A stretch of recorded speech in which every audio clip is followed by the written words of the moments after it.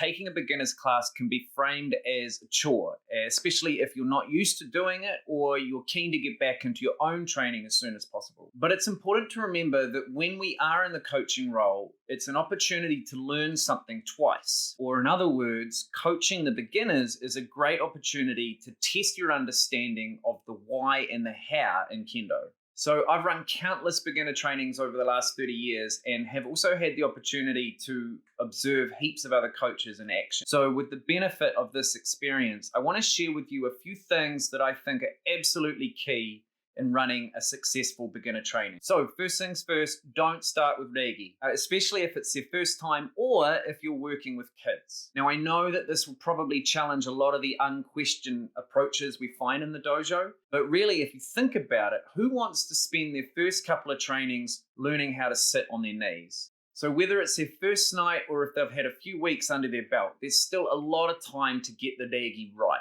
Focus on making the experience as enjoyable as possible. This is a major factor in getting people to come back. So try not to scare them off with all the boring bits in the first 5 minutes. So when we think about how overwhelming Kendo trainings can be for the less experienced, setting up realistic and achievable mini goals to achieve tonight or by next week should have a big impact on their ongoing efforts and their attendance. Now, the way you go about this and the types of goals that you set for your beginners will depend on where they're at and what their physical capabilities are. But that being said, a great technique that I've used successfully in the past uses Bokuto Keikoho as a framework. So for example, you could set up a little goal or a challenge for the beginners to master the 3rd and the 5th Keikoho, Haraimen and Nukido, by the end of training.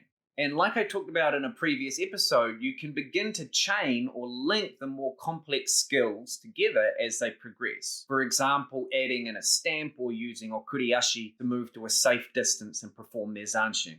And then in the final 10 minutes of the training, you could set them a task of stringing some of the Bokuto Keikoho waza together without all the stepping in and the stepping out stuff, and make it clear that what they've just performed is a realistic Kendo scenario that the seniors are doing during Jigeko. So obviously safety is always a factor, so consider investing in some chambara swords for the beginners to use sometimes, or if the equipment and your best judgment allows, some time with men and koteon can also be a fun taster of what's to come. It's probably best to avoid them letting hack at each other when doing this though. So if you do go this way, make sure your attacker is able to control their power and is empathetic to how strange it feels to wear bogu for the first time as a beginner. In any case, by drawing links between what the beginners are doing and what the seniors are doing, you're showing them how relevant their efforts have been. And also, you're finishing training with a small success in their learning of a skill. Of course, it might not be perfect, but all the more reason to practice at home and come back next week to take it to the next level. We should also consider how the beginners feel as they leave the dojo for the night. You've already given them opportunities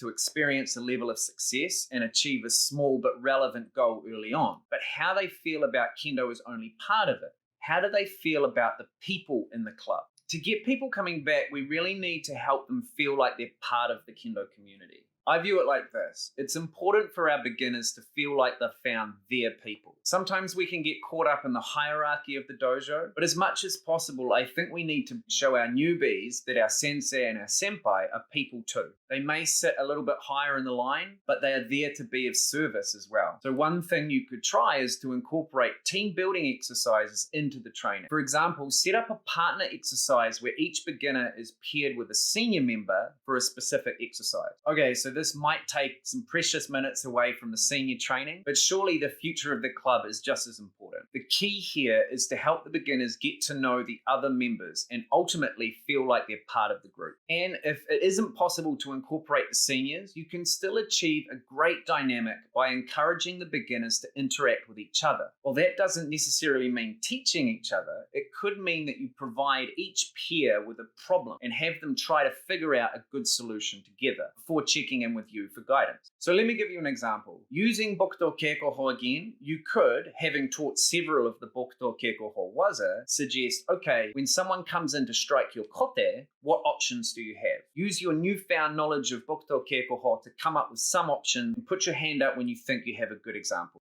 So this gives them a chance to communicate with others who are in a similar boat. And if they're going to see each other every week, being familiar and on friendly terms with each other will do wonders for the positive culture of your beginner group. And this always leads to a more enjoyable beginners training for everyone. So what you do with them on the floor will be critical, but so are their interactions off the floor as well. To me, this is super important, especially when working with kids. We should make an effort to talk to them about their interests. And if you're talking to younger members, ask them about their school, other sports they do, or the sort of anime that they like. And the same goes with adult beginners too, as long as we're making an effort to make them feel acknowledged within our circle. Now, this goes a long way with developing a supportive culture that people want to contribute to and belong to beyond the first day. And bonus tip, remember to smile. And I know that sounds a bit simple, but really it will make a huge difference to the way that your beginners feel, and you will almost certainly be rewarded with smiles in return. Problem is that Kendo can be super serious sometimes, but we don't coach Kendo, we coach people. And so I think it really pays to keep in mind that it really doesn't matter if someone steps over a shinai when they're panicking to line up in a straight line, move quickly, say height all the time to everyone, stamp their feet even though they've got a mean stone bruise, all while yelling as loudly as they can in front of a bunch of strangers. So for the sake of your beginners and maybe even your own mental health, consider coaching the beginners class as a chance to lighten up and have as many people as possible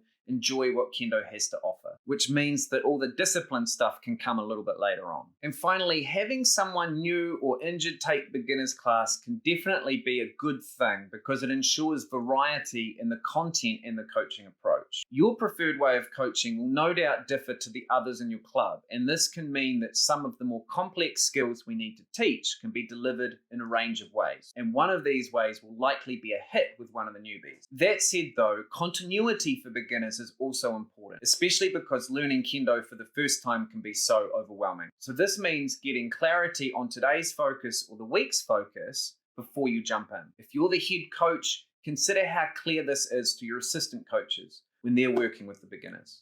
And there you have it, some tips for coaching the beginners in Kendo. Remember to make it enjoyable and set tangible goals and help your beginners feel like they're part of a community. Don't forget to celebrate their successes along the way. Let me know if you have any tips for taking beginners in the comments below, and smash that like button if you found this episode helpful. And as always, tell your mates to check out Kendo Coach channel. I really appreciate it, and I'll catch you in the next episode.